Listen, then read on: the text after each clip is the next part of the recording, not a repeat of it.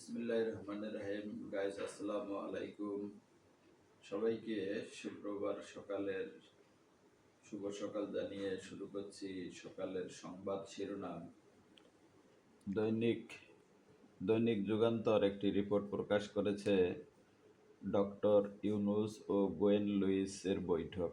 ফেব্রুয়ারি নির্বাচনে পূর্ণ সমর্থন জাতিসংঘের, এরকম একটা দেখতে পাচ্ছি এখানে।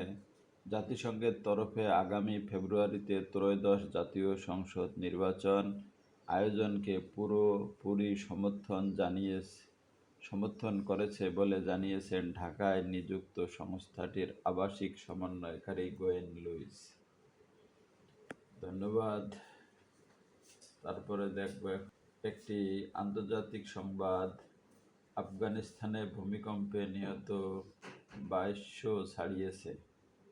আল্লাহ তুমি তাদেরকে রক্ষা করিও।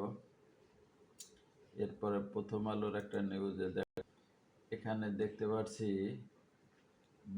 2026-এর বিশ্বকাপ বাছাইয়ে ভেনেজুয়েলাকে হারিয়েছে আর্জেন্টিনা। জোড়া গোল পেয়েছেন লিওনেল মেসি সমর্থকরা খুবই আনন্দিত।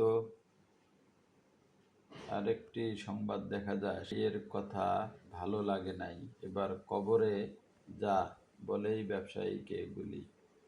এটা নিশ্চয় নিন্দনীয় সংবাদ। একটু সংবাদ দেখো ঢাকা টাইমসে।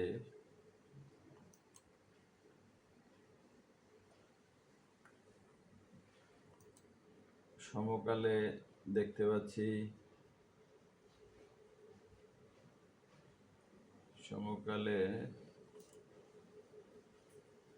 নূরের উপর হামলার ঘটনা তদন্তে কমিশন গঠন করে প্রজ্ঞাপন মন্ত্রিপরিষদ বিভাগ।